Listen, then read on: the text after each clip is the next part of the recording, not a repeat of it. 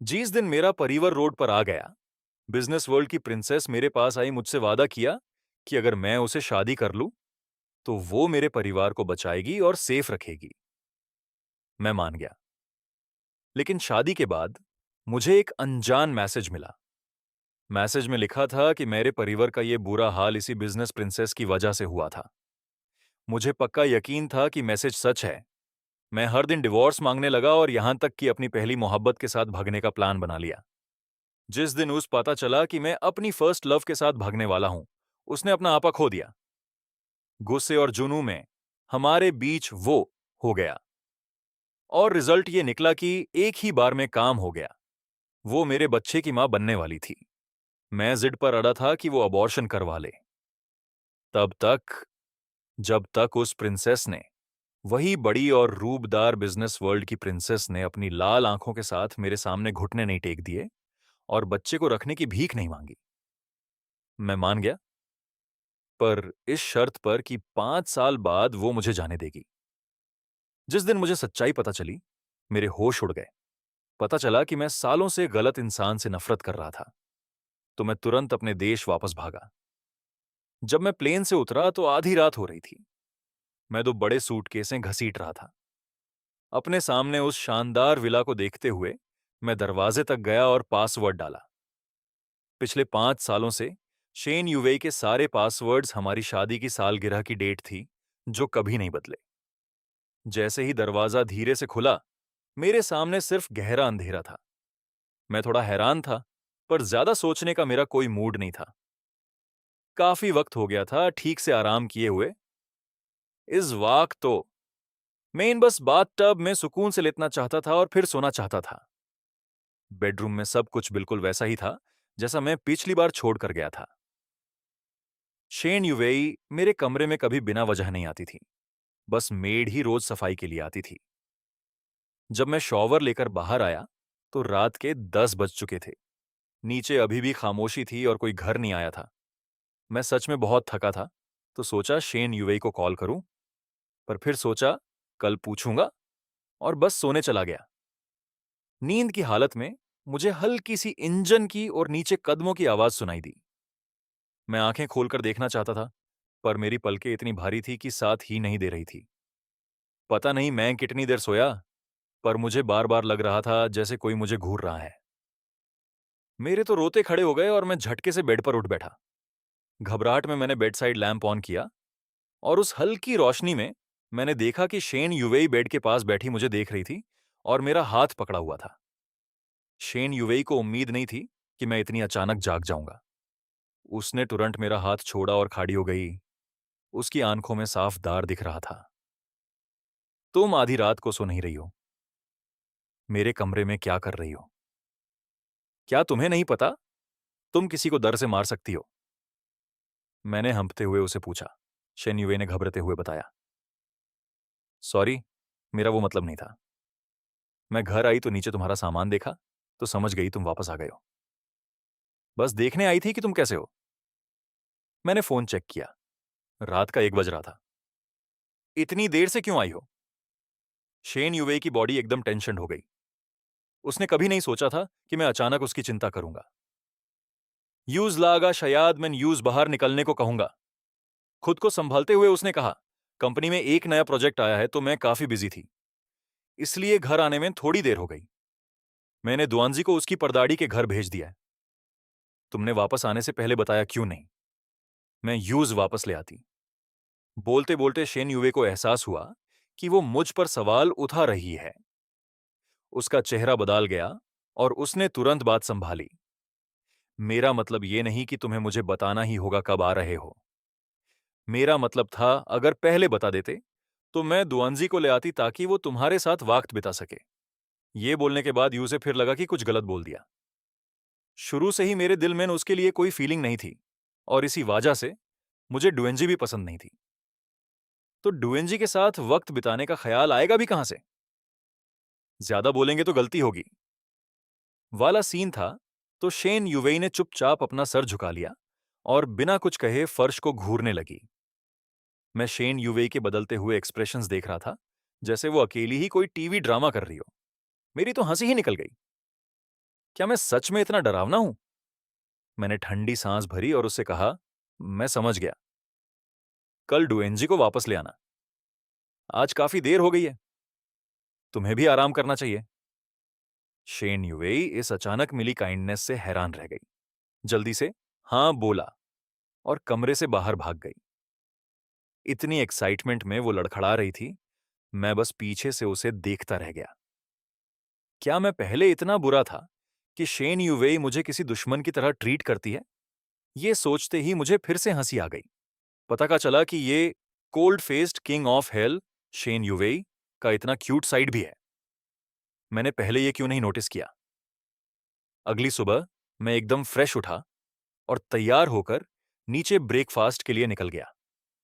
जब मैं सीढ़ियों से नीचे उतर रहा था, मैंने देखा शेन युवेई डाइनिंग टेबल पर एकदम सीधी बैठी थी, कमर एकदम तान कर और दोनों हाथ गोदी में रखे हुए। उसने सफेद कॉटन टी शर्ट और कैजुअल पैंट्स पहनी थी, जिसमें वो काफी प्यारी और सिंपल लग रही थी। मेरी यादों में शेन युवेई हमेशा किसी ऊंची कुर्सी पर बैठी क्वीन जैसी थी। वो हमेशा बिजनेस सूट में रहती थी, एकदम ठंडी और इमोशनलेस।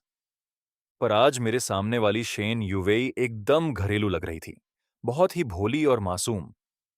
बस उसके बैठने का स्टाइल ऐसा था कि क्या ही बोलूं, बिल्कुल किसी स्कूल के छोटे बच्चे जैसा, जैसे कोई बच्चा क्लास में बैठा हो, टीचर का लेक्चर बड़े ध्यान से सुन रहा हो। हिलने की हिम्मत तक नहीं थी उसमें। पता नहीं वो कब से यहां बैठी थी। मैंने यूं देखा और खुद को रोक नहीं पाया। मेरी जोर से हंसी निकल गई।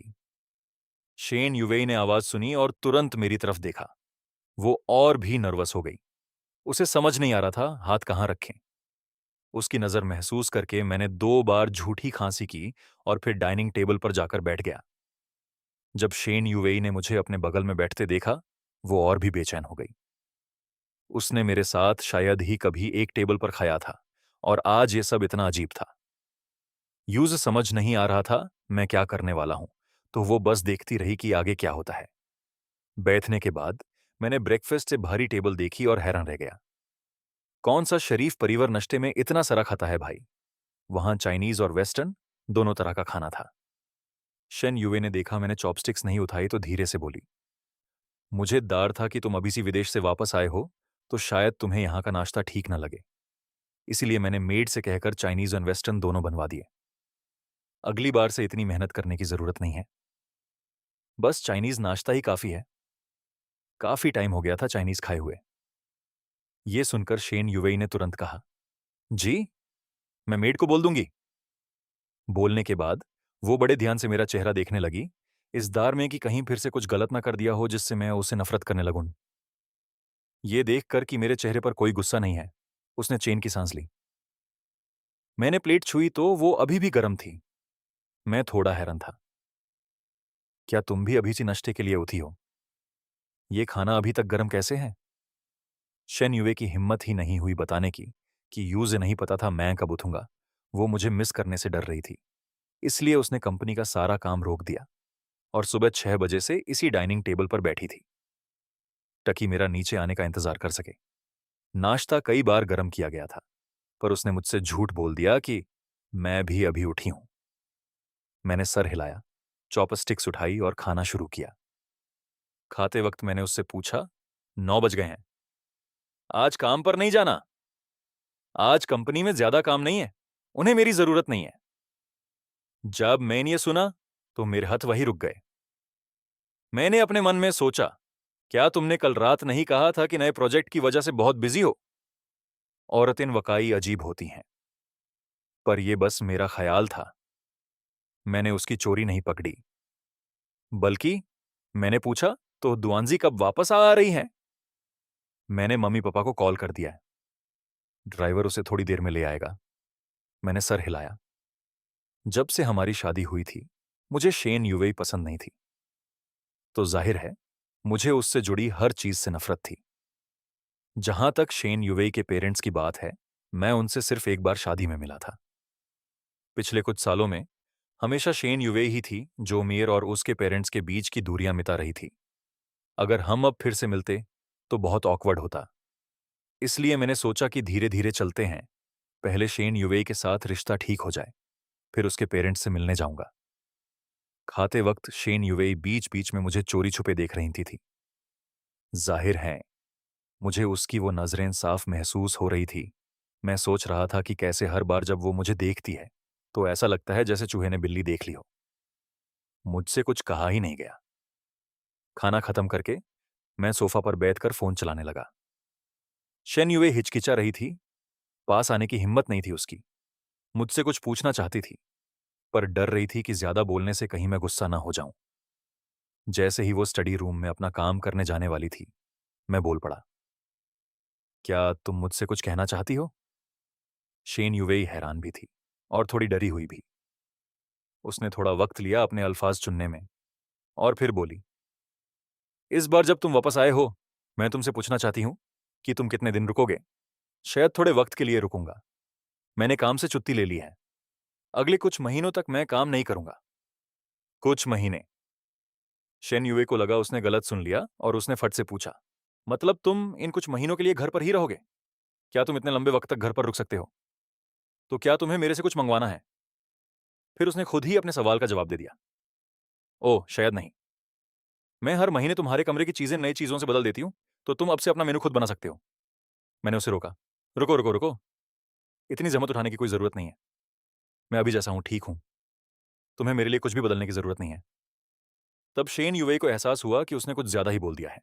जैसे ही वो माफी मांगने वाली थी, उसके बोलने से पहले ही बाहर से गाड़ी के इंजन की आवाज आई और उसके बाद किसी के खुशी से भरे कदमों की आवाज जो दूते हुए एक प्यारी सी बचकानी आवाज में चिल्ला रही थी, डैडी डैडी, क्या डैडी वापस आ गए? आवाज सुनते ही मैं जल्दी से खड़ा हुआ और दरवाजे की तरफ भगा। जैसे ही मैं हॉल में पहुंचा, मैंने देखा कि प्यारी सी नन्ही डुएंजी मेरी तरफ दौड़ी आ रही है। डुएंजी मेरे सामने आकर रुक गई क्योंकि उसे याद था कि मैं उसे ज्यादा पसंद नहीं करता था। उसके पैदा होने से लेकर अब तक वो मुझसे सिर्फ कुछ ही बार मिली थी और हर मुलाकात बहुत छोटी थी। मैंने उसे कभी गोदी में नहीं लिया था, इसलिए डुएंजी की हिम्मत नहीं हुई कि वो अचानक दौड़कर मुझे गले लगा ले। हमारी नजरें मिली। बेचारी मासूम डुएंजी बोली, डैडी, अब जब आप वापस आ गए हो तो क्या आप फिर से कुछ दिनों में चले जाओगे? बोलने के बाद उसने अपना सर झुका लिया। उसकी बड़ी गोल आंखों में आंसू चमक रहे थे। अगले ही पल वो कीमती आंसू बस बहते ही चले गए। इस चीज ने मुझे एक पल के लिए दंग कर दिया। अभी तो वो इतनी खुश और चुलबुली थी, अगले ही पल वो रो कैसे सकती है? इस मामले में डुआनजी बिल्कुल अपनी मां पर गई है। शेन युवेई पीछे से ये सब देख रही थी, अपनी हंसी रोकने की कोशिश करते हुए। उसने अपने मन में सोचा, ये बच्ची बिल्कुल मेरे जैसी है, जानती है कि मेरा दिल कैसे पिघलाना है। ये देखकर मैंने थोड़ा हिचकिचाते हुए अपना हाथ बढ़ाया और दुआनजी का सर सहलाया। दुआनजी, अब मत रो, ठीक है? इस बार डैडी वापस आ गए हैं और मैं कहीं नहीं जा रहा। वो घर पर रुकेंगे और तुम्हारे और मम्मी के साथ खेलेंगे, ठीक है? ये बात सुनकर शेन युवे और दुआनजी दोनों दंग रह गए। शेन युवे ने अपने मन में सोचा, ये इतने बदले बदले से क्यों हैं? इस बार जब ये वापस आए हैं, इसका क्या कारण है? क्या ये हमें मक्खान लगा रहे हैं ताकि बाद में आसानी से छोड़कर जा सकें? ये सोचते ही शेन युवे की आंखें तुरंत लाल हो गई। उसके आसपास का माहौल भी एकदम भारी सा हो गया। फिर वो बिना कुछ कहे ऊपर चली गई। मैं बस खाली नजरों से शेन युवे की पीठ को देखता रह गया। इसे क्या हो गया? ओह, छोड़ो यार, औरत का दिल वाकई एक राज है। पर मुझे लगता है कि सबसे जरूरी काम अभी ये है कि पहले मैं डुआनजी के साथ अपना रिश्ता ठीक करूं। शेन युवेई से तो मैं आज रात बात कर ही लूंगा। तो मैंने डुएंजी का बैग उठाने में मदद की और फिर उससे कहा, डैडी, इस बार तुम्हारे लिए खिलौने लाए हैं, क्या तुम देखना चाहती हो? वो क्या है? हान, हान, कैसा गिफ्ट है? डैडी, डैडी, ये पहली बार है जो आपने मुझे कोई गिफ्ट दिया है, चाहे वो कुछ भी हो, बस आपकी तरफ से होना चाहिए। मुझे वो बहुत पसंद आएगा। ये सुनने के बाद मेरा दिल बैठ गया। मैंने एक बार फिर पिछले कुछ सालों के बारे में सोचा। मैं तो सच में मरने लायक हूं। अब से मुझे डुएंजी के साथ और भी अच्छा बर्ताव करना होगा। मैं डुएंजी को उसका गिफ्ट दिलाने के लिए ऊपर ले गया। जब हम बेडरूम में पहुंचे, मैंने अपने सूटकेस से एक बड़ा डब्बा निकाला और उसे दे दिया। डुएंजी उसे देखकर बहुत हैरान और खुश हुई। ये तो स्नो व्हाइट है। मुझे स्नो व्हाइट सबसे ज्यादा पसंद है। थैंक यू डैडी, आप बेस्ट हो। इतना बोलने के बाद उसने मेरे गाल पर एक प्यारा सा किस किया। मैं दंग रह गया। वो एहसास कितना जदुई और शानदार था। मैं मुस्कुराया और झुककर दुअंजी के गोलू मोलू गालों पर किस किया। दुअंजी की मुस्कुराहट उसके चेहरे पर ही जम गई। उसकी याद में यह पहली बार था जब उसके पापा ने उसे किस किया था। मैं डैडी से बहुत प्यार करती हूँ। मैंने दुअंजी का छोटा सा चेहरा देखा जो लाल होता जा रहा था और पूछा, क्या मैं तुम्हें नीचे खेलने ले जाऊं? हाँ हाँ, दुअंजी ने उत्सुकता से जवाब दिया। उसके बाद मैंने पूरा सुबह दुअंजी के साथ खेलते हुए बिताई। इस बीच आंटी चेन लंच बनाने आई। जब उन्होंने मुझे देखा तो वो एक पल के लिए थमी, फिर जल्दी से मेरे पास आकर बोली, यंग मास्टर, आखिरकार आप वापस आ गए। हर दिन डुआंजी मालकिन से पूछती रहती थी कि आप कब वापस आओगे। माँ बेटी आपको बहुत मिस करती हैं। अब जब आप आ गए हैं तो प्लीज कुछ दिन और रुकिएगा। डुएनजी को भी अपने पास आपकी जरूरत है। आंटी चेन को पुराने घर से शेन यूवे यहां लाई थी। तो वो एक तरह से वही हैं जिन्होंने शेन यूवे को बड़ा होते देखा है। उन्होंने हमारी पुरानी कहानी के बारे में भी सुना हुआ है। इस बार मुझे डुएनजी के साथ मजे से खेलते देख उन्होंने थोड़ा और ज्यादा बोल दिया। मैंने डुएनजी को खुशी से खेलते देखा और अंदर से खुश महसूस किया। आंटी चेन, इस बार मेरा जाने का कोई इरादा नहीं है। मैं उनके साथ रहना चाहता हूं। आंटी चेन ने जल्दी से कहा। बहुत अच्छा, बहुत अच्छा। अच्छा है कि आपने ये सब अच्छे से समझ लिया। 1 घंटे बाद लंच तैयार था। खाने के दौरान मैंने डुएनजी को उठाया और उसे बच्चों वाली डाइनिंग चेयर पर बिठा दिया। फिर उसे धीरे धीरे खिलाने लगा। शेन युवेई, जो सामने बैठी थी, देख रही थी कि मेरा पूरा ध्यान सिर्फ डुएनजी पर है। वो यहां इतनी देर से बैठी थी और मैंने तो एक बार भी उसे सीधे नहीं देखा था, इसीलिए उसने डुएनजी को एक घूरती हुई नजर दी। डुएनजी मजे से मेरे हाथ से खा रही थी। जब उसने सर घुमाकर देखा कि उसकी मां उसे इतनी ठंडी नजरों से देख रही है तो वो तुरंत बोल उठी, डैडी, मैंने अपने आप खा सकती हूँ, आप भी पहले खा लीजिए, खाना ठंडा हो जाएगा। मैं मुस्कुराया और कहा, ठीक है, पर धीरे धीरे खाना। चलो, पहले मैं तुम्हारे लिए मछली के कांटे निकाल देता हूं। शेन युवेई मुझे डुआनजी के लिए खाना निकालते हुए देख रही थी और उसके दिल में सुकून की एक लहर दौड़ गई। वो खुद को रोक नहीं पाई और उसने भी मेरे लिए थोड़ा खाना निकाला, ये सोचते हुए कि मैं थोड़ा ज्यादा खाऊं। मैंने अपने बोल में निखारता होते खाने को देखा। मैं एक पल के लिए रुका, फिर जैसे कुछ हुआ ही ना हो, मैंने अपने बाउल का सारा खाना खत्म कर दिया। पर शेन युवेई को लगा जैसे उसे कोई नई दुनिया मिल गई हो। उसने इस खाने के दौरान खुद ज्यादा नहीं खाया। वो बस मेरे लिए खाना परोसने में बिजी थी, जिससे मेरा बाउल एक छोटे पहाड़ जैसा भर गया। ये देखकर मैंने हिचकिचते हुए कहा, शेन युवेई, अब और मत दो, मैं ये सब खत्म नहीं कर पाऊंगा। कोई बात नहीं, कोई बात नहीं, अगर तुम खत्म नहीं कर पाए तो मैं कर लूंगी। इतना कहने के बाद शेन युवेई ने बिना किसी हिचक के मेरा बाउल लिया और खुद सब खा गई। डुएनजी साइड से ये सब देख रही थी और वो बहुत खुश थी। उसे लगा कि उसके मम्मी पापा का रिश्ता अब बेहतर हो गया है। खाने के बाद हम तीनों सोफा पर बैठकर टीवी देखने लगे। शेन युवेई अपने बगल में बड़े और छोटे दोनों को देख रही थी। उसे बहुत सुकून मिल रहा था। वो दिल से चाहती थी कि काश वक्त इसी पल हमेशा के लिए रुक जाए। थोड़ी देर बाद शेन युवेई ने सर घुमाकर देखा कि डुएनजी को बहुत नींद आ रही है। उसका छोटा सा सर बार बार झुक रहा था। वो अभी भी अपनी आंखें खुली रखने की कोशिश कर रही थी, खुद को जबरदस्ती टीवी देखने पर मजबूर कर रही थी, क्योंकि वो अपने परिवार के इस सुकून भरे पल को खत्म नहीं करना चाहती थी। सच तो यह है कि शेन युवेई भी नहीं चाहती थी, पर वो बोले बिना रह नहीं सकी। द्वानजी, अब तुम्हें जाकर थोड़ा सा जाना चाहिए। शेन युवेई की आवाज सुनकर द्वानजी ने अपना सर उठाया और नींद भरी आंखों से मुझे देखा। डैडी, क्या आप मुझे सुला सकते हो? मैं थोड़ा थितक गया। मेरे जैसे मार्ड ने कभी किसी बच्चे को नहीं सुलाया था। अब क्या करूं? इस वक्त कोई तो मुझे बचाओ। तभी शेन युवेई बोली, डुआन जी, जल्दी करो और जाकर सो जाओ। इससे पहले कि मैं कुछ रिएक्ट करता, शेन युवेई पहले ही बोल चुकी थी। उसे लगा कि मैं नहीं मानूंगा और वो डर रही थी कि मेरी न मंजूरी डुआन जी को और उदास कर देगी। इसलिए उसने एक कदम आगे बढ़कर मेरी तरफ से मना कर दिया। शेन युवेई का ये साफ इनकार सुनकर डुएनजी को बहुत बुरा लगा। पर मैं बस डैडी के हाथ से सोना चाहती हूँ। डैडी ने मुझे कभी नहीं सुलाया। किंडरगार्टन में मेरे सारे दोस्त उनको उनके मम्मी पापा सुलाते हैं, पर मुझे नहीं। डैडी काम में बिजी रहते हैं। आप मेरे साथ वैसे ही बहुत कम वक्त बिताते हो। आप इतने वक्त बाद आखिरकार वापस आए हो। क्या आप मेरे साथ थोड़ी देर और नहीं रह सकते? दुआनजी ने दुख भरी आवाज में कहा। मैंने डुएनजी की ये बातें सुनी और मेरे दिल में एक दर्द सा उठा। मैं जल्दी से डुएनजी को गले लगाने और उसे चुप कराने गया। मेरी जान, अब मत रो। डैडी और मॉमी अब अलग नहीं होंगे। पहले डैडी काम में बहुत ज्यादा बिजी थे। ये मेरी गलती है। अब से मैं रोज दुआनजी को सुलाऊंगा, ठीक है? यह सुनने के बाद शेन युवेई एकदम से दंग रह गई। क्या यह सच है? कहीं मैं सपना तो नहीं देख रही? उसने खुद को जोर से चूंटी काटी। बहुत दर्द हुआ। सपना नहीं है। पर उसे अभी भी यकीन नहीं हो रहा था कि मैं ऐसी बातें बोलूंगा। कहीं इस बार वापस आते वक्त सुओयांग पर कोई साया तो नहीं आ गया? उस वक्त डुएनजी ने अपने आंसू पोंछे और अपनी बड़ी बड़ी मासूम आंखों से मेरी तरफ देखा। डैडी, क्या आपने जो कहा वो सच है? आप मम्मी को कभी नहीं छोड़ोगे? सच है, कसम से। मुझे आप पर यकीन है। तो फिर अब से आपको मुझे रोज सुलाना होगा, ठीक है? मैं डुआनजी को दोपहर की नींद के लिए ऊपर ले गया और शेन युवेई को सोफा पर अकेला हैरान परेशान छोड़ दिया। जब मैं उसे ले गया तो डुएनजी ने मौका देखा और जब मैं नहीं देख रहा था, उसने शेन युवेई को जीभ दिखाई, जैसे कह रही हो, देखा, डैडी मुझे ज्यादा पसंद करते हैं। शेन युवेई ने तय किया कि वो इस लड़की से बदला बाद में लेगी। मैंने डुएनजी को बेड पर लिटाया और पर्दा गिरा दिया। दुअंजी के बगल में लेटने के बाद मुझे थोड़ी हिचकिचाहट होने लगी। समझ नहीं आ रहा था क्या करूं। दुअंजी को समझ आ गया कि मुझे कोई एक्सपीरियंस नहीं है। पापा, मुझे कुछ टिप्स दो। अच्छा पापा, प्लीज मुझे कोई सोने वाली कहानी सुनाओ ना। ठीक है, तो ठीक है, मैं तुम्हें प्यासे कौवे की कहानी सुनाता हूँ। पता नहीं क्या इसलिए था, क्योंकि मैं पहली बार नन्ही डुएंजी को सुला रहा था। डुएंजी बहुत एक्साइटेड थी। मैंने एक के बाद एक कई कहानियां सुनाई, जब तक मेरा गला नहीं सूख गया। दुअंजी अभी भी बड़ी बड़ी आंखों से मुझे देख रही थी। नींद का तो कोई नामो निशान ही नहीं था। बेटा, जब दोपहर को सोते हैं तो क्या पहले आंखें बंद ही करनी होती?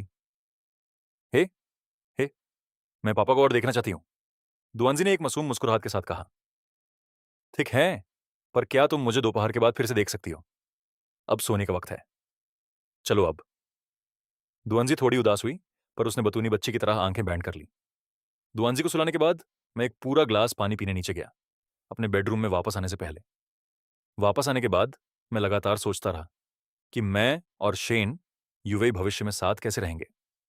शेन यूवेई मुझे जाने नहीं देगी और उसका डिवोर्स का कोई इरादा नहीं है। अगर ऐसा है तो मुझे अभी उसके साथ अच्छे से रहना चाहिए और उसे खुश करने की पूरी कोशिश करनी चाहिए। पहले मैं हमारे बीच फीलिंग्स जगाऊंगा। शेन यूवेई सुंदर है और अमीर भी, तो मेरा कोई नुकसान नहीं है। सब कुछ अच्छे से सोचने के बाद मुझे अचानक याद आया कि शादी के बाद से उस एक रात को छोड़कर शेन यूवेई और मैं हमेशा अलग कमरों में सोए हैं। मैंने शेन यूवेई के साथ अच्छे से रहने के लिए वापस आने का फैसला किया है, जिसका मुख्य कारण डुएंजी को एक पूरा बचपन देना है। सच तो यह है कि गलतफहमी दूर होने के बाद मुझे शेन यूवेई के साथ रहने में कोई ऐतराज नहीं था, बल्कि जब मैंने उसके साथ होता हूं तो मुझे बहुत सुकून मिलता है। इसलिए मैंने पहले रिश्ता बनाने का सोचा। पहला कदम है एक ही बेड पर सोना। आखिरकार हम पति पत्नी हैं और हमारा एक बच्चा भी है।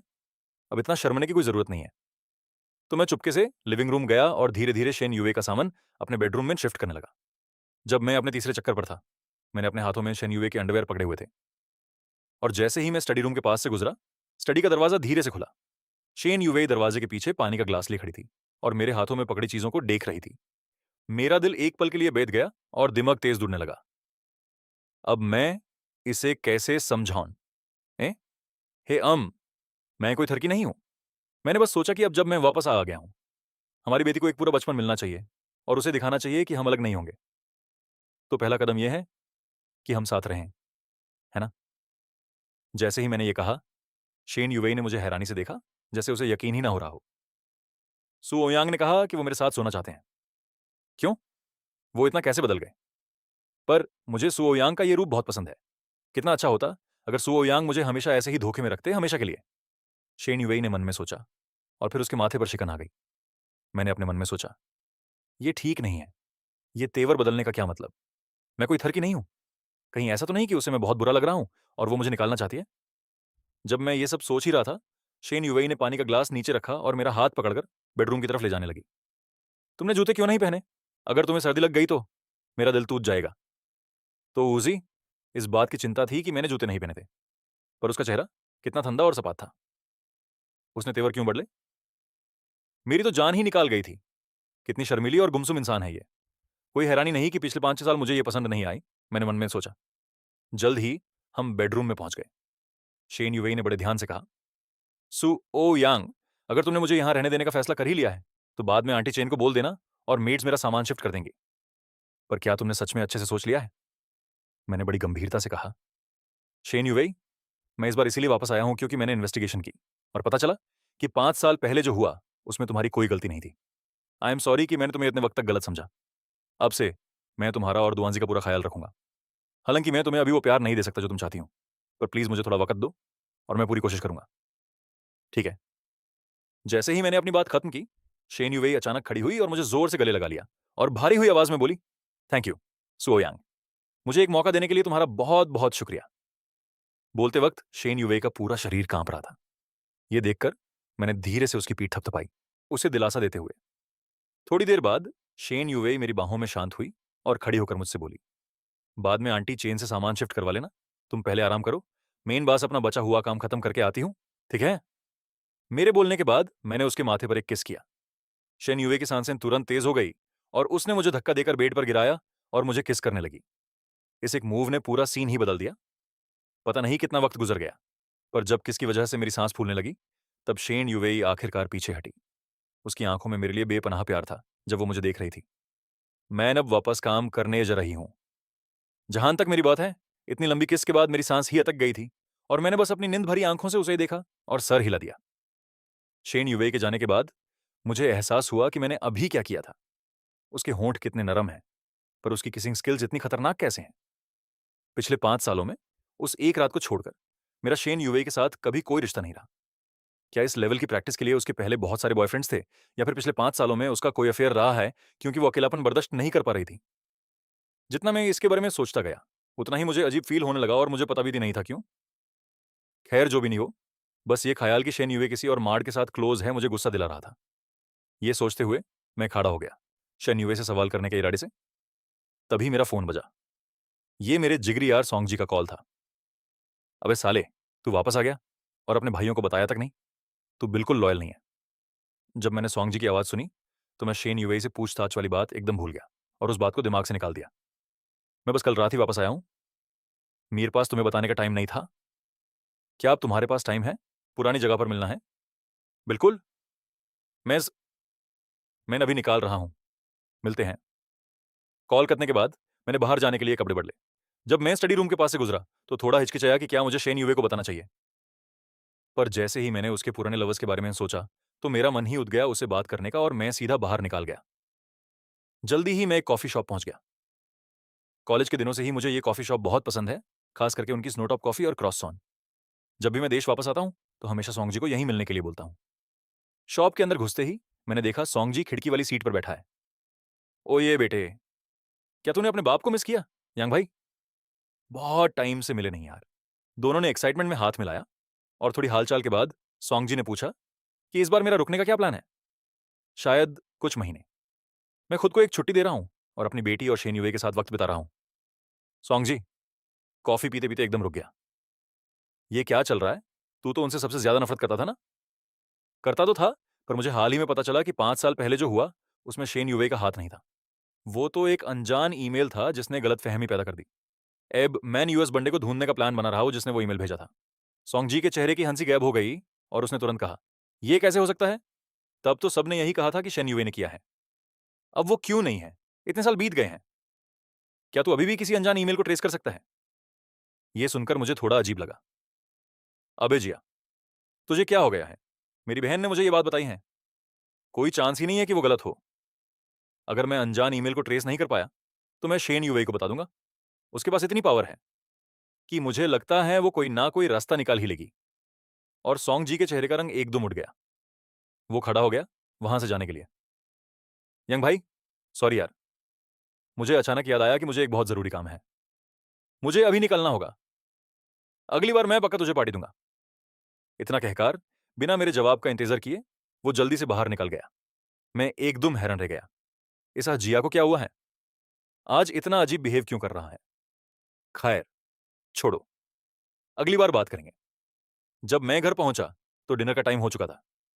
जैसे ही मैंने दरवाजा खोला मैंने देखा डुएनजी सोफा पर बैठी फटफट कर रो रही थी और शेन यूवेई उसके सामने बैठी थी। उसके आंसू पोंछ रही थी और उसे चुप करा रही थी। अब माट्रो बेटा, पापा बस आते ही होंगे। क्या हम पहले खाना खा लें? द्वंजी इतनी उदास थी कि वो लगातार हिचकियां ले लेकर रो रही थी। वो रोते हुए बोली, क्या पापा मुझसे झूठ बोल रहे हैं? रोते हुए, पापा मुझसे झूठ बोल रहे हैं।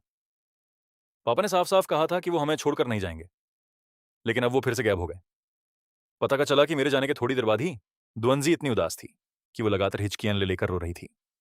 वो रोते हुए बोली, क्या पापा मुझसे झूठ बोल रहे हैं? रोते हुए, पापा मुझसे झूठ बोल रहे हैं। पापा ने साफ साफ कहा था कि वो हमें छोड़कर नहीं जाएंगे, लेकिन अब वो फिर से गायब हो गए।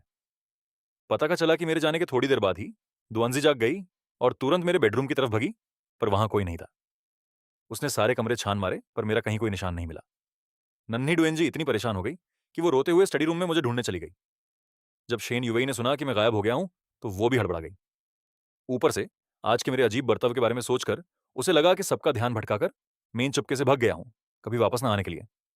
कांपते हाथों से उसने मुझे कॉल किया। कई बार कॉल करने पर भी जब मैंने फोन नहीं उठाया तो उसका दिल बैठ गया। उसने जल्दी से डेस्क पकड़ा ताकि वो गिर ना जाए। फिर उसने झुआओलिन को कॉल किया, एयरपोर्ट को लॉकडाउन कर दो, सीसीटीवी कैमरा चेक करो। अगर तुम्हें यंग मास्टर दिखे तो उन्हें तुरंत वापस लेकर आओ। शेन यूवेई ने गहरी सांस लेने की कोशिश की और खुद को शांत करने के बाद वो डुएंजी की तरफ मुड़ी और बोली, दुअंजी, थोड़ी देर अकेले खेलो। पापा ने कहा है अगर तुम अच्छी बच्ची बनकर रहोगी तो वो जल्दी वापस आ जाएंगे। दुअंजी ने अपने नन्हे हाथों से आंसू पोंछे। सची? अगर मैं अच्छी बच्ची बनूंगी तो पापा वापस आ जाएंगे ना? सच है बेटा, मम्मी तुमसे वादा करती हैं।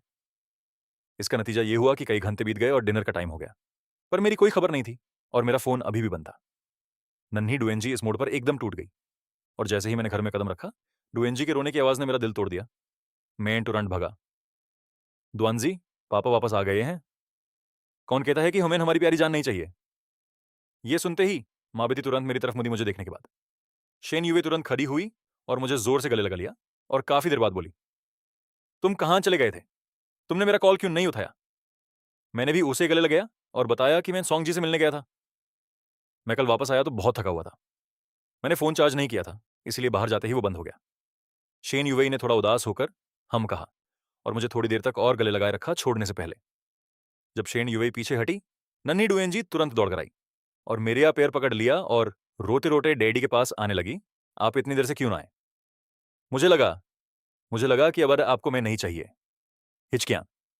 ये देखकर मैं घुटनों के बल बैठा ताकि उसके बराबर आ सकूं और कहा, सुनो बेटा, जब पापा कहते हैं कि वो नहीं जाएंगे तो वो सच में नहीं जाएंगे। प्लीज पापा पर यकीन करो। अगर मैं झूठ बोलूं तो मैं कुत्ता। डुएंजी ने सर हिलाया और एक कदम आगे बढ़कर मुझे गले लगा लिया। मैंने डुएंजी की पीठ थपथपाई। ठीक है, तुम्हें भूख लगी होगी ना? चलो पहले खाना खाते हैं। हम तीनों ने डिनर खत्म किया। मैंने थोड़ी देर डुएंजी के साथ पजल्स खेले और फिर सोचा कि उसे नहलाकर सुला देता हूं। पर अचानक डुएंजी शर्मा गई और बोली, नहीं पापा, मैं खुद ना आ सकती हूं। मम्मी ने कहा है कि मर्द और औरत को इतना करीब नहीं होना चाहिए, लेकिन मैं तुम्हारा पापा हूं, मैं तुम्हें नहला सकता हूं। इतना कहकर मैं डुएंजी को ऊपर ले जाने ही वाला था, पर डुएंजी ने बिल्कुल मना कर दिया और शेन युवेई ने भी मुझे उसे नहलाने नहीं दिया। डुएंजी को पीछे खींचते हुए बोली, इसे मैं नहला देती हूं, तुम बस इसे बद में सुला देना। मैं उन दोनों से जीत नहीं सका, इसलिए मैं दुअंजी के लिए दूध गर्म करने चला गया।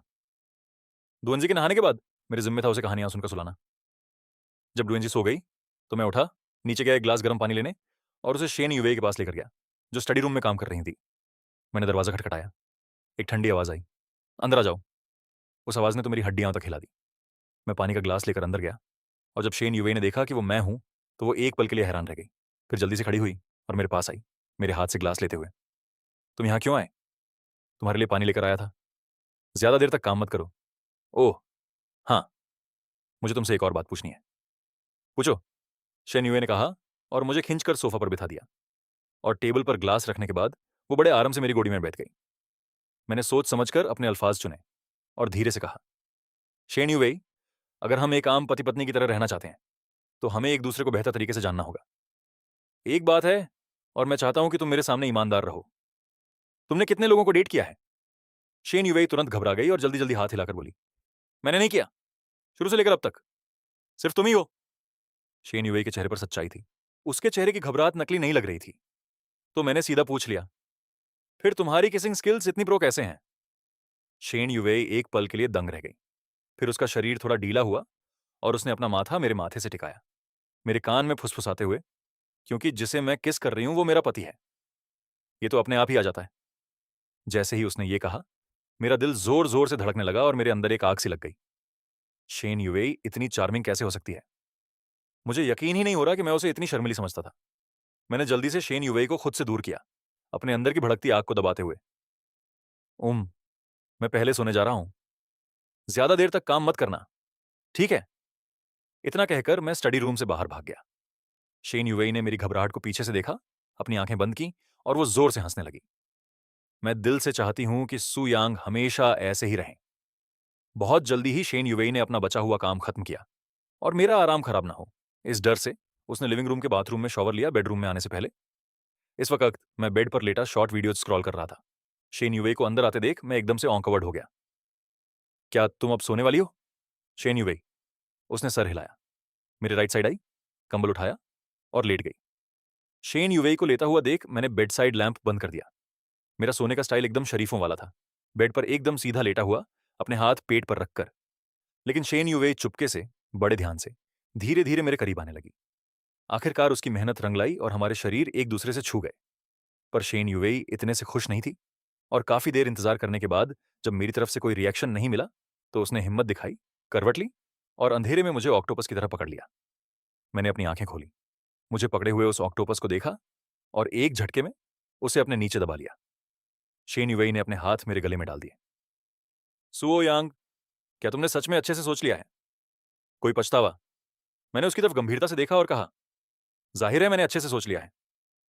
असल में सच्चाई जानने के बाद मेरा तुम्हें डिवोर्स देने का कोई इरादा नहीं था। इस बार वापस आकर मेरा मन भी यही कह रहा था कि मैं तुम्हारे साथ अच्छे से रहूं। यह सुनकर शेन युवे की आंखें लाल हो गई। उसकी आंखों से एक आंसू गिर गया। मैंने उसके बाल सहेले, उसे दिलासा देते हुए, डरो मत, मैं यहां हूं। काफी देर बाद जब शेन युवे शांत हुई तो वो उठ बैठी और मेरी आंखों में देखकर पूछा, क्या यह सच में मुमकिन है? मैं समझ गया था वो किस बारे में बात कर रही है और मैंने ज्यादा समझाने की जहमत नहीं उठाई, तो मैंने सीधा उसके लाल होंठों को चूम लिया। शेन युवेई एक पल के लिए दंग रह गई, पर तुरंत ही वो भी फुल एक्शन में आ गई। वो खुद को रोक नहीं पाई। वो मेरी गर्दन पर किस करने लगी और एक कातिलाना आवाज में बोली, सुओ यांग, मैंने पता नहीं कितनी बार ये सपना देखा था कि तुम अपनी मर्जी से मेरे साथ हो। आज आखिरकार ये सच हो गया। मैं बहुत खुश हूं सु यांग, मैं तुमसे प्यार करती हूं। मैंने शेन युवेई को जवाब देने की कोशिश की, पर मैं उसे जवाब नहीं दे सका। मुझे शेन युवेई के साथ क्लोज होने में कोई एतराज नहीं था। आखिरकार हमारा एक बच्चा भी है, तो अब शर्मने की कोई बात ही नहीं बची। वैसे भी ये तो कभी ना कभी होना ही था। पर जहां तक प्यार की बात है, मैं अभी शेन युवेई की फीलिंग्स का वैसा जवाब नहीं दे सकता था। सब खत्म होने के बाद मेरा शरीर एकदम ढीला पड़ गया। इतना थक गया था कि एक उंगली तक नहीं हिला पा रहा था। जब मुझे लगा कि सब हो गया और मैं आराम कर सकता हूं, तभी शेन युवेई ने मुझे बाथरूम में खींच लिया और मुझे काफी देर तक परेशान किया। जब हम बाहर आए, तब तक मैं बेहोश होकर सो चुका था। अगली सुबह जल्दी खिड़की से सुबह की धूप अंदर आ रही थी। मैंने अपना हाथ आंखों के आगे रखा धूप से बचने के लिए और धीरे धीरे अपनी आंखें खोलने लगा। मैंने फिर आंखें खोली ये देखने के लिए कि क्या शेन युवेई अभी भी मेरे पास है, पर उसकी जगह मुझे एक प्यारी सी नन्ही डुएंजी दिखी। डुएंजी मेरे तकिए पर लेटती थी और अपनी बड़ी बड़ी चमकती आंखों से मुझे घूर रही थी। जैसे ही मैंने आंखें खोली, धूंजी खुशी से चिल्ला पड़ी, डैडी, आप आखिरकार जाग गए। डैडी, 10 बज चुके हैं। जब मम्मी गई थी तो उन्होंने कहा था कि मैं आपकी नींद खराब ना करूं। मैं यहां 2 घंटे से लेटी हूं ये सुनने के लिए। मैंने शर्मिंदगी में डुआंजी का सर सहेला। मुझे माफ कर दो बेटा, पापा थोड़ा ज्यादा सो गए। मैं अभी मुंह धोकर आता हूं, फिर मैं तुम्हारे साथ खेलूंगा। मेरा यहां इंतजार करना, ठीक है? पर जैसे ही मैं खड़ा हुआ, मेरी कमर और पीठ में दर्द होने लगा। मैं लगभग लड़खड़ाकर गिरने ही वाला था। मैं अपने मन में गाली देने से खुद को रोक नहीं पाया। शेन युवेई, तू तो बड़ी खतरनाक निकली। अगर मैंने उसी अब दोबारा हाथ लगाने दिया तो मैन कुत्ता। मैं बड़ी मुश्किल से घसीट घसीट कर बाथरूम तक गया, आईने में खुद को देखते हुए। मेरी रंगत तो ठीक थी, बस एक ही चीज गलत थी, मेरी गर्दन। और ये मेरी कॉलर बोन पे ये लाल निशान क्या है भाई? क्या शेन युवेई कुत्ते के साल में पैदा हुई थी जो मुझे ऐसे काट रही है? जैसे ही कल रात के वो रोमांटिक सीन्स मेरे दिमाग में आए, मेरे अंदर फिर से हलचल शुरू हो गई। मैंने जल्दी से अपने चेहरे पर थप्पड़ मारा ताकि वो सीन्स और ज्यादा न बढ़े। फ्रेश होने के बाद मैंने थोड़ी देर डुएंजी के साथ खेला, तभी मेरे दिमाग में एक नया आइडिया आया। बेटा, कैसा रहेगा अगर पापा तुम्हें मम्मी की कंपनी में खेलने ले चलें? द्वांजी की आंखें चमक उठी। ठीक है, ठीक है, चलो मम्मी के पास खेलने चलते हैं। तो मैं भगा भगा किचन में गया, शन युवे के लिए एक लव बेंटो बनाने के लिए। आंटी चेन को खाना बनाते हुए देखकर मैंने उनसे कहा, आंटी चेन, शेन युवे को खाने में क्या पसंद है? क्या आप मुझे सिखा सकती हैं? मैं उसके लिए कंपनी में खाना बनाकर ले जाना चाहता हूं। आंटी चेन हमेशा से चाहती थी कि मैं और शेन युवे मिलजुल कर रहें। यह सुनकर वो और भी खुश हो गई और तुरंत मान गई। 2 घंटे से ज्यादा की मेहनत के बाद मैंने उन डिशेस को देखा जो पहचानने भी मुश्किल थी। Sweet and sour ribs, dried pork और शेडेड पोटैटोज। मैं सुकून से मुस्कुराया। ये मेरा अब तक का सबसे बेस्ट काम था। भले ही ये दिखने में अच्छा नहीं है, पर खाने लायक तो है। मैंने खुशी खुशी उसे पैक किया और डुएंजी का हाथ पकड़कर शेन युवे की कंपनी निकल गया। जैसे ही हम कंपनी पहुंचे, हमें रिसेप्शनिस्ट ने रोक लिया। माफ कीजिए, आप बिना अपॉइंटमेंट के सीईओ से नहीं मिल सकते। असिस्टेंट जो को कॉल करो, उसे बताओ मैं सुयांग हूं। रिसेप्शनिस्ट को थोड़ा शक हुआ, पर उसने असिस्टेंट जुओ को कॉल कर दिया। अचानक उसके चेहरे के भाव एकदम बदल गए। उसने मुझे हैरानी से देखा और जल्दी से बोली, ठीक है ठीक है ठीक है। उसने फोन रख दिया। रिसेप्शनिस्ट का बर्ताव 180 डिग्री बदल गया। उसने जल्दी से कहा, यंग मास्टर, मैं मैं माफी चाहती हूं कि मैंने आपको इंतजार करवाया। असिस्टेंट जो ने कहा है कि वो अभी नीचे आ रहे हैं आपको ऊपर ले जाने के लिए। मैंने सर हिलाया। मेरा रिसेप्शनिस्ट को दोष देने का कोई इरादा नहीं था। आखिरकार वो तो बस रूल्स फॉलो कर रही थी। ये आम बात है कि उसने मुझे नहीं पहचाना। मैं ही तो था जिसने शेन यूवेई को हमारा रिश्ता पब्लिक करने से रोका था। ये सोचकर शेन यूवेई के लिए मेरी शर्मिंदगी और बढ़ गई जब झुओलिन नीचे आया। मुझे देखकर उसे ऐसा लगा जैसे उसने किसी बड़े दुश्मन को देख लिया हो। यंग मास्टर यहाँ क्या कर रहे हैं? कहीं वो यहाँ फिर से बॉस से लड़ने तो नहीं आए? क्या मुझे पहले ही किसी पैकिंग कंपनी को बुला लेना चाहिए? मेरी तो बात लग गई। मैं तो गया काम से। टेंशन में आकर झुओलिन मुझे टॉप फ्लोर पर सीईओ के ऑफिस में ले गया। असिस्टेंट झुआ, आप जाकर अपना काम कीजिए। मैं अंदर अकेले जा सकता हूं। झुओलिन ने अपने मन में सोचा, चलो बढ़िया है, मुझे इस मौत के मैदान का सामना नहीं करना पड़ेगा। तो वो जल्दी से अपने काम पर वापस चला गया। मैंने दरवाजा खटखटाया। अंदर से एक ठंडी आवाज आई, अंदर आ जाओ। मेरे अंदर जाने के बाद शेन यूवेई ने ऊपर देखा तक नहीं और सीधा कहा, डॉक्यूमेंट्स टेबल पर रख दो, तुम अब जा सकते हो। मैं काफी देर तक वहीं खड़ा रहा। जैसे ही शेन यूवेई का सब्र खत्म हुआ और वो ऊपर देखकर किसी को डांटने ही वाली थी, तो उसे एहसास हुआ कि वो मैं हूं जो आया हूं। उसने जल्दी से अपने हाथ से पेन रखा और मेरे पास आई, अपना सर मेरी छाती पर टिका दिया और मेरी खुशबू को बड़े प्यार से महसूस करने लगी। शेन यूवेई पूरी सुबह मुझे मिस कर रही थी। वो अपने काम पर ध्यान तक नहीं दे पा रही थी। अगर उसे इस बात का डर ना होता कि मैं किसी दिन उससे बोर हो जाऊंगा, तो वो सच में हर वक्त मुझसे चिपकी रहना चाहती थी। एक लंबे हक के बाद शेन यूवेई ने मेरा हाथ पकड़ा और सोफा की तरफ ले गई। तुमने बिना बताए आने का क्यों सोचा? मैं निश तुम्हें लेने आ सकती थी। कोई बात नहीं, तुम काम में बहुत बिजी हो, मैं ऊपर अकेले आ सकता हूं। शेन यूवेई रुक गई, पीछे मुड़ी और मुझे गले लगा लिया। उसकी गर्म सांसें मेरे कान पर लग रही थी। उसकी नरम आवाज मेरे कान के पास सुनाई दी, सुयांग, तुमसे ज्यादा जरूरी मेरे लिए कुछ भी नहीं है। मैं मानता हूं कि उसकी इस बात ने मेरा दिल जीत लिया। मेरे पूरे शरीर में एक झंझनाहट सी दौड़ गई। एक प्यारी सी मुस्कुराहट के साथ मैंने शेन यूवेई को जोर से गले लगाया। हमारे पीछे भूली बिसरी नन्ही डुएंजी, जिसे ये पब्लिक डिस्प्ले ऑफ अफेक्शन देखना पड़ रहा था, एकदम कंफ्यूज दिख रही थी। मैं कौन हूं? मैं कहां हूं? मैं यहां क्या कर रही हूं? वो नन्ही बच्ची एक पल के लिए खामोश रही। फिर वो अपने नन्हे नन्हे पैरों से चलकर सामने वाले सोफा पर अकेली बैठ गई। इस प्यार भरी मुलाकात के बाद मैंने एक्साइटमेंट में शेन यूवेई से कहा, इसे चख कर देखो, चख कर देखो। ये लंच मैंने अपने हाथों से तुम्हारे लिए बनाया है। शेन यूवेई तो इस सरप्राइज से एकदम फूली नहीं समा रही थी। उसने टिफिन का ढक्कन ऐसे खोला जैसे उसे कोई खजाना मिल गया हो। अंदर उस काले पीले खाने को देखकर मुझे थोड़ी शर्म आई और मैं जल्दी से बोल पड़ा, इसकी शक्ल पर मत जाना। पर मैंने उसे छका है, ये खाने लायक है, चिंता मत करो, इसमें जहर नहीं है। पर शेन यूवेई बहुत खुश दिख रही थी। कोई बात नहीं, बस तुमने बनाया है वही काफी है। मुझे ये पसंद है, भले ही इसमें जहर हो, मैं उसे खुशी खुशी खा लूंगी। इतना कहकर शेन यूवेई ने लंच बॉक्स उठाया और खाना शुरू कर दिया। वो ऐसे खा रही थी जैसे उसे कोई स्वादिष्ट खाना मिल गया हो। आखिरकार वो तीनों डिशेज जो मैं लाया था, उन्हें उसने अपनी जिंदगी में पहली बार पूरा खत्म कर दिया। खाना खत्म करने के बाद मैं ब्रेक रूम में गया और डुआनजी को कहानी सुनकर सुला दिया। फिर बाहर आया और शेन यूवेई के साथ बैठ गया उसका हाथ बताने के लिए। तभी मेरा फोन बजा। स्क्रीन पर ली रुयान का नाम दिख रहा था। शेन यूवेई ने उसे देख लिया, पर उसने अनजान बनने का नाटक किया और काम करती रही, ये देखने के लिए कि मैं क्या करता हूं। ली रुयान का नाम देखने के बाद मैं खिड़की के पास गया कॉल उठाने के लिए। शेन यूवेई मेरी हर एक मूवमेंट पर नजर रख रही थी। जब मैंने फोन पर ठीक है कहा, मैं अभी वहां पहुंचता हूं, तभी शेन यूवेई का दिल एकदम गहराई में डूब गया। उसे ऐसा महसूस हुआ जैसे हजारों चींटियां उसके दिल को काट रही हों। उसके शरीर में एक गहरा दर्द फैल गया, पर उसने अपने चेहरे पर बिना कोई भाव बदले डॉक्यूमेंट्स को देखती रही। मैंने फोन रखा और पीछे मुड़ा, शेन यूवेई के चेहरे पर वो परेशानी देखकर। मुझे लगा कि शायद वो डॉक्यूमेंट्स की वजह से गुस्से में है। तो मैंने कहा, मुझे एक काम है, मुझे थोड़ी देर के लिए बाहर जाना होगा, मैं जल्दी वापस आऊंगा। शेन यूवेई ने कुछ नहीं पूछा। उसने अपनी आंखें तक नहीं उठाई और बस ठंडे ढंग से हम कह दिया, दरवाजा बंद होने की आवाज आने तक का इंतजार करते हुए। शेन यूवेई ने गुस्से से लाल आंखों के साथ ऊपर देखा।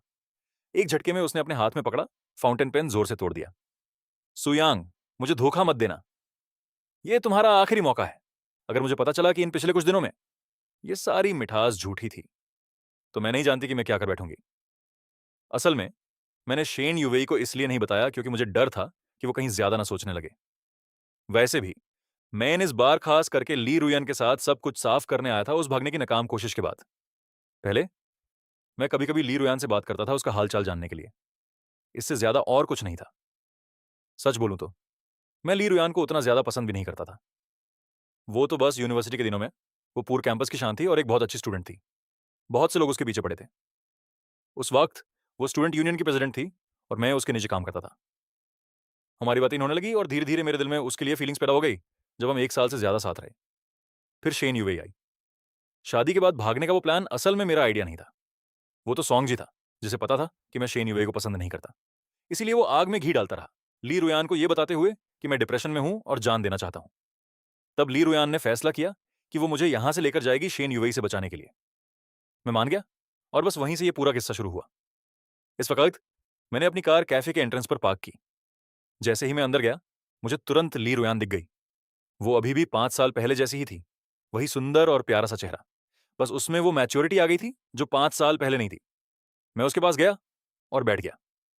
ली रुयान ने मुझे देखा और उसके चेहरे पर एक मुस्कुराहट आ गई। उसने टेबल पर रखा एक ग्लास मेरी तरफ बढ़ाया और कहा, तुम्हारी सबसे फेवरेट स्नो टॉप कॉफी। शुक्रिया। इसने मुझे एहसास करवाया कि जैसे सदियां बीत गई हों। आखिरी बार हम यहाँ अपने ग्रेजुएशन के आखिरी साल में बैठे थे, जब हम ग्रेजुएट होने वाले थे। उसने तब भी मेरे लिए ऐसी ही एक स्नो टॉप कॉफी मंगवाई थी।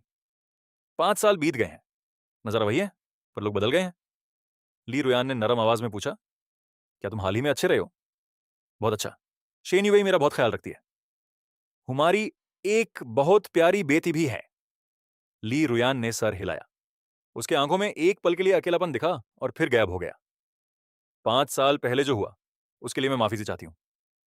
मैंने सॉन्ग जी से सुना था कि तुम डिप्रेशन में हो और अपनी जान लेना चाहते हो। इसलिए मैं बिना सोचे समझे तुम्हें यहां से लेकर जाना चाहती थी, लेकिन इसने तुम्हें और भी गहरी मुसीबत में डाल दिया।